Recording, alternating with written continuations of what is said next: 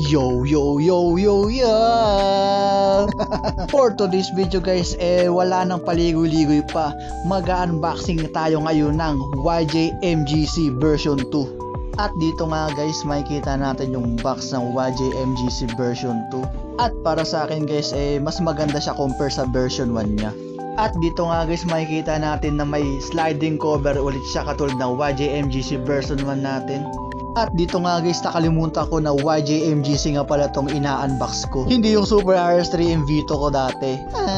At dito nga guys, daan-daan ko na binubuksan itong YJ MGC version 2 at bam! Ayan na, tulang tatambal sa atin yung cube tapos yung box niya. At dito nga sa ilalim ng cube natin, nandyan yung mga extra spring na color coded na. Yung kulay green dyan guys, ay yung pinaka lowest settings niya. Tapos yung sige na nga, mamaya na nga. Tignan na nga muna natin yung laman ng accessories box. Unang-unang tatamba dito sa atin yung screwdriver ng YJ at itong extra magnet at yung kanilang pamphlet na nakita natin sa version 1. At mapunta na nga tayo sa ating mismong cube. Ayan boss, selyadong selyado yan ha. Baka sabihin nyo hindi brand new yan. At ano pang hinihintay natin? Di buksan na natin yan.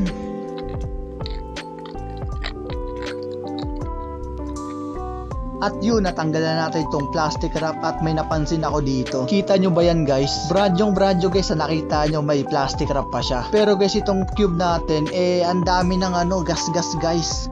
At dito nga guys, tinitignan ko yung iba't ibang kulay niya kung may gas-gas ba siya. At yun, lahat guys may gas-gas. Dito pa lang guys, para nakikitaan ko na yung pangitain na itong cube na to. Mukhang hindi magiging maganda yung experience ko dito sa version 2 ng YJ MGC At dito nga guys, white internal yung ating cube mismo. At dito may napansin na naman ako, mukhang maganda na naman tong pangitain na to Ito guys, yung edge part niya, may track siya. Nasa pinakataas guys, imbis na nasa loob. Ewan ko ba dito sa YJ. At dito nga guys, pinapakiramdaman ko na itong YJ MGC version 2 natin. At dito nga guys, first turn para sa YJ MGC version 2. Dito nga guys, same case siya ng version 1 natin na may lube pero natuyuan na siya. Sa madaling salita guys, out of the box, napaka-dry niya. At yun guys, may napansin na naman ako dito. Dito guys, may kinakalikot na naman ako dito na hindi ko talaga nagugustuhan sa mga cube. At ito nga yun guys, hindi pulido yung pagkaka-cap design ng YJ dito sa YJ MGC version 2. May gap siya guys, hindi siya saradong-sarado siya. Tapos guys, may napansin din ako dito sa YJ MGC version 2 na pangit din bukod dyan. Mamaya guys, sasabihin ko yung mga problema dito na nakita ko sa YJ version 2 natin na MGC. At dito nga guys, habang tineturn ko tong cube na to, tinignan ko kung may lube siya. Tulad nga ng sabi ko kanina guys, meron siyang lube. Pero guys, nag-dry na siya. Pero kahit papaano guys, may natira siyang kahit konti. Kung ikukumpara mo sa version 1, doon sa version 1 talaga, wala na talagang parang langis-langis na natira. At dito nga guys, titeste ko yung corner cutting niya. Ayan guys, YJ na YJ, blocky siya. At dito nga guys, person sa ating YJ MGC version 2.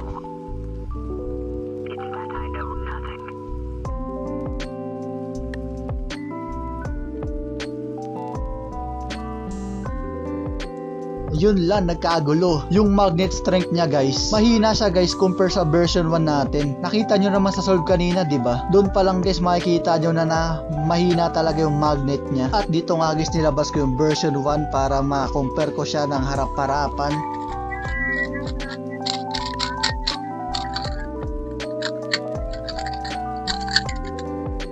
At ganito guys yung tunog ng version 2 natin. At ito naman yung version 1. Sorry guys kung hindi malinaw sa microphone ng cellphone ko. Pero guys, yung tunog nila magkaiba sila guys. Yung sa version 1 natin, parang buong buo yung tunog niya guys. Tapos dito guys sa version 2 natin, sobrang ingay niya guys, as in. At dito nga guys, pinansin ko na naman yung cap design ng YJ dito sa version 2 natin. Dito guys, kuskus na naman ako ng kuskus dito sa mga gilid-gilid dyan. Kasi guys, may butal talaga guys yung mga part-part dyan. At hindi lang guys sa loob pati dyan guys sa may labas ng edge part niya. Ayun nakukuskus ko siya guys. At dito nga guys, mako-compare natin sa edge part pati sa corner niya. Parang nakaangat guys yung pieces niya. Ayun hanawakan hindi talaga guys maganda yung pagkaka-cap design dito ng YJ dito sa version 2 ng MGC. Wala guys, halos lahat guys. Lahat na nakita kong problema sa may corners, sa may mga edges, lahat guys ng part meron. At dito nga guys, may nakita na naman ako problema. Ayan guys, so yung kanto ng corner ng YJ-MGC version 2. Ang tulis niya guys. Di talaga maganda yung pagkakakap design nitong version 2. Alam nyo guys yung feeling ng nabagsak yung cube nyo tapos nauna yung corner. Tapos yung corner guys parang na-dense siya, parang na-UP siya. Ganun na ganun guys yung feeling ko dito sa YJ-MGC version 2. Hindi komportable hawakan guys. Nako, baka sa edges nyo, baka ibato nyo tong cube na to. Hindi siya komportable sa kamay guys, legit. Sa edge part, sa corner, ang tulis niya hawakan guys, hindi siya smooth, hindi maganda yung pagkakakap design niya talaga. Ayun talaga iniiyak ko dito sa YJ-MGC version 2. At dito nga guys, sample solve ulit dito sa version 2 natin o MGC. Ang masasabi ko lang dito sa cube na to, parang siya guys performance ng YJ Yulong version 2. Tapos kapag ginawakan mo tong cube na to, parang siya, Dayan Tengyun version 1. Kasi guys, squarish yung pagkaka-cube nitong YJ-MGC version 2. Squarish siya guys, tapos ang laki niyang hawakan. Tapos guys, doon papasok yung Chi Thunderclap version 3 na napakataba niyang hawakan guys. Ang lupit guys ang cube na to. Tatlong katakian ng tatlong iba't ibang cube na nandito na sa YJ-MGC version 2. At dito nga guys, papakita ko yung design ng pieces niya sa bawat corner, edges, ganun. Kayo na lang guys magkumpara, pagod na ako Panoorin nyo na lang guys yung version 1 nitong MGC para makompare nyo. At dito nga guys, di ko talaga tinitigilan yung edges na yan. Hindi talaga guys pulido yung pagkakagawa ng YG dito. Kumbaga guys sa flood control, minadali o substandard itong cube na to.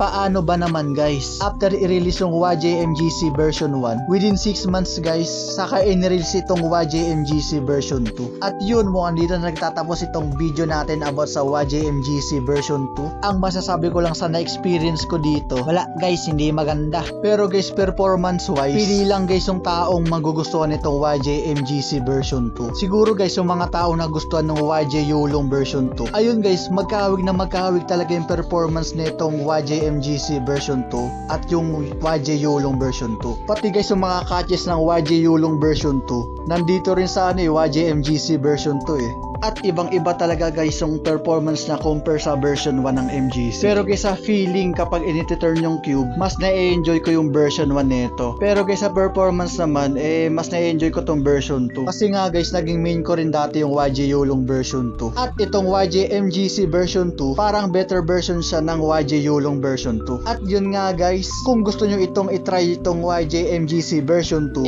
lalagay ko na lang dyan yung link dyan sa baba. Pero guys, spoiler alert, bago kayo bumili ng YJ-MGC version 2, hintayin nyo guys yung video ko about sa YJ-MGC Elite. Ayun talaga guys, mas better siya compare sa version 1 saka version 2. Meron na siyang spring adjustment na hindi mo na kailangan palitan yung spring, at meron na siyang magnet adjustment. Kaya guys, abang-abang kayo dyan, umupo lang kayo dyan, manood muna kayo nitong version 2 na pinaparod ko. Goodbye guys, hanggang sa muli. Sana nanonood kayo sa akin, supportan nyo ako, mama.